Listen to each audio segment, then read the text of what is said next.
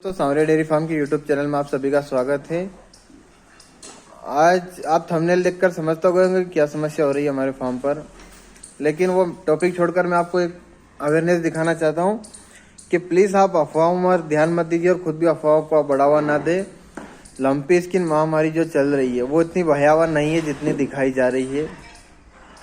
सबसे ज़्यादा भयावह वहाँ हो रही है जहाँ पर खुले पशु आवारा जो घूमते हैं उसमें बहुत समस्या आ रही है। जैसे किसी घर पे हो रही है तो वो कोई बड़ी समस्या नहीं है यदि आप समय रहते उसे ट्रीट कर देते हैं। तो हमारे फार्म पर हुआ था लंपी स्किन। सुबह 10 बजे देखा हमने, उसे शरीर पर 3 थे धब्बे, लेकिन शाम को 3 बजे तक वो 9 हो गए, मतलब 3 गुना रफ्तार से बड़े थे। लेकिन हमने उसे 3 बजे ही ट्रीटमेंट कर दिया तो सुबह तक एक भी नहीं बढ़ा, 9 के 9 ही रुके और पूरी उसके ऊपर से लंपी होकर निकल गई, लेकिन 9 के 9 ही रहे। तो आपको मैं यही बात कहना चाहूँगा कि आप किसी भी अफवाह को बढ़ावा ना दें। यदि लंपी स्किन किसी हमारे आसपास एरिया में हो रही है, कम से कम भी 100 किलोमीटर के दायरे में, तो आप कमेंट करके बताइए कहाँ है और आपका कॉन्टैक्ट नंबर दीजिए। मैं आपसे संपर्क करूँगा और उसका ट्रीटमेंट फ्री में करूँगा। यदि समय रहता आप ध्यान देंगे तो कोई बड़ी समस्या नहीं है।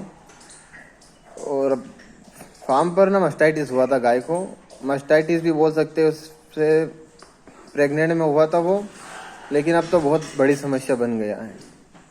सारे एंटीबायोटिक लगा दिए चुके हैं, कुछ भी बचा नहीं है ट्रीटमेंट। होम्योपैथिक भी चल रहा है लेकिन कोई परिणाम नहीं मिल रहा है। थन लगभग बंद हो चुका है।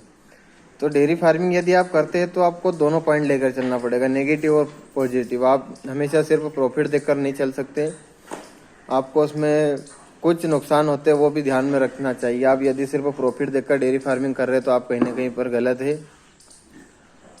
और ये मैं आपसे जो भी जानकारी साझा करता हूँ ये मेरा खुद का तजुर्बा तो है ही है 4 साल का, लेकिन मैं हमारे इधर इंदौर ज़िले के लोकल मतलब बहुत ब्रांडेड डॉक्टर रहे हैं 4, उनसे सलाह लेता हूँ और पंजाब के बड़े बड़े डेयरी फार्मरों से सलाह लेता हूँ जिनके पास 300-300 गाय हैं, उनका एक्सपीरियंस साझा करता हूँ, जिसके बाद ही आपको भी ट्रीटमेंट दिखाता हूँ। मैं अपने यहाँ पे करने के बाद ही जो भी उसका रिजल्ट रहता है वो आपको दिखाता हूँ। मैं एंटीबायोटिक उसको लगा दिए काफ़ी सारे हमने, लेकिन थन सही नहीं हो रहा। अब उसमें फाइब्रोसिस बन चुका है।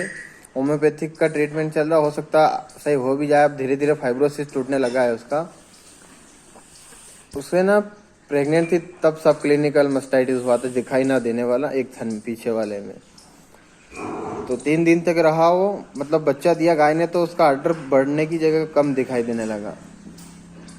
पिछली बार गाय ने 28 लीटर दूध दिया था, लेकिन इस बार बच्चा देने के 3 दिन पहले उसने आर्डर नहीं बनाया और बच्चा दे दिया।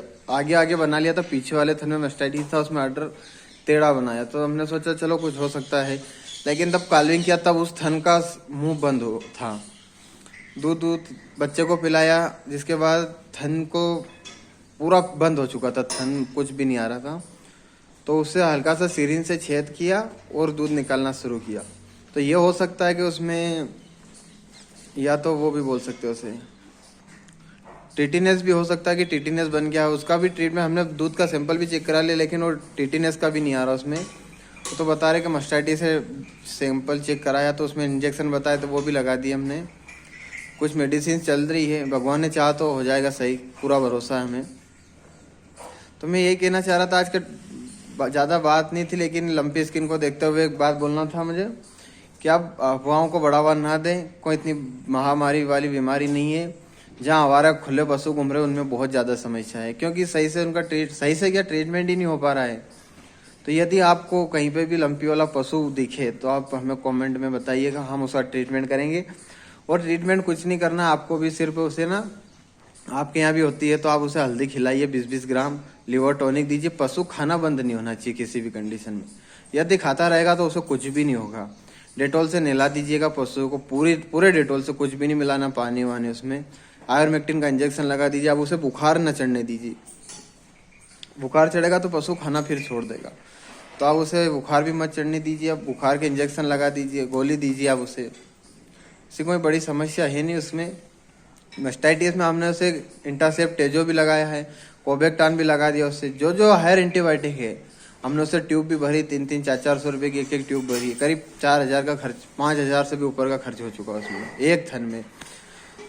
तो डेयरी फार्मिंग कर रहे हो तो हमेशा आपको तैयार रहना पड़ता है। कभी खुशी कभी गम वाली बात होती है उसमें, कि कभी धूप तो कभी छाँव, ऐसा चलता रहता है हमेशा। ऐसा नहीं है कि कुछ भी समस्या नहीं आती है, नई नई समस्या आती रहती है, तो कोई घबराने वाली बात नहीं है।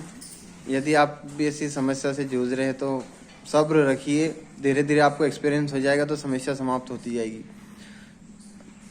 हमारे पास हाइल्डर गाय है, लेकिन हमारे पास उसे खुला घुमाने की थोड़ी व्यवस्था कम है, इसके चलते समस्या आती रहेगी। तब अभी इस बात कर लेंगे हम खुले का सिस्टम। नया फार्म भी बनाना है, पंजाब के तीसरे नंबर आने वाले फार्म से हमारी बातचीत चल रही है, वो डिज़ाइन बता रहे हैं, हम उस प्रकार से फार्म को अपडेट कर लेंगे तो फिर समस्या मतलब ना के बराबर हो जाएगी।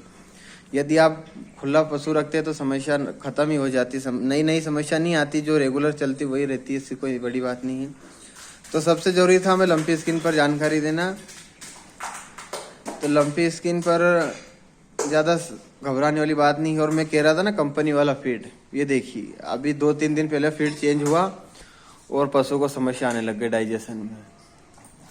यही तो दिक्कत आती है बार बार। किसी भी कंपनी का, मैं दिखाता हूँ, किसी कंपनी का फीड खिलाओ तो उसकी बार बार चेंज कर देते हैं वो क्वालिटी, कभी अच्छी तो कभी घटिया बना देते, इस कारण से यही समस्या आती है। ये लूज मोशन, आप पशु को लूज मोशन हुआ, दस्त लगे तो दूध भी कम होगा, जिसके बाद उसे ट्रीटमेंट करेंगे तो 1500 का ये खर्च आएगा। तो इससे बढ़िया कि आप खुद का फीड खिलाइए। हम भी 50% फीड खुद का खिला रहे हैं, लेकिन जो 50% कंपनी का खिला रहे उसी से ये समस्या आ रही है। बहुत जल्द इसे भी बंद कर देंगे, हम खुद का ही बनाएंगे, आपको दिखाएंगे भी सही कि हम क्या क्या डाल रहे फीड में। जुड़े रहिए सांवरी डेयरी फार्म के साथ, अच्छी अच्छी जानकारी मिलेगी। और आपकी तरफ से भी एक बुरी खबर आ रही है यार, आप वीडियो देखते हैं लेकिन निकल जाते हैं, चैनल को सब्सक्राइब भी नहीं कर रहे, वीडियो को लाइक नहीं कर रहे हो। वीडियो को शेयर कीजिए, हमें उससे क्या है, पैसा तो लगना नहीं है, जो देखेंगे वही लगेगा। वीडियो को शेयर कीजिए ताकि नए नए युवा तक हमारी बात पहुंचती रहे। तो आपसे रिक्वेस्ट है, जिन्होंने चैनल सब्सक्राइब किया उसके लिए तो बहुत बहुत धन्यवाद, लेकिन जो नए नए जुड़ रहे हैं उनसे रिक्वेस्ट है कि चैनल को सब्सक्राइब कीजिए और शेयर भी कीजिए, जिससे आने वाले जो नए बंदे वीडियो देखें उनको अच्छी अच्छी जानकारी मिलती रहे। क्योंकि भ्रमित बहुत होते हैं, नए नए यूट्यूबर आते हैं तो इंटरव्यू लेते हैं, वो गलत है। हम तो खुद डेयरी फार्मिंग कर रहे हैं और अपना एक्सपीरियंस साझा कर रहे हैं आपके साथ। ये नहीं है कि यूट्यूबर बन गए और कहीं किसी का भी इंटरव्यू ले रहे हैं, हम तो डेयरी फार्मिंग कर रहे हैं और आपको जो भी सही जानकारी, नेगेटिव पॉजिटिव सब जानकारी देते रहे। जुड़े रहिए सांवरी डेयरी फार्म के साथ।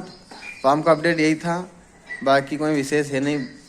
सुबह के 9 बज रहे, पशु खाना पीना कर हो गए फ्री।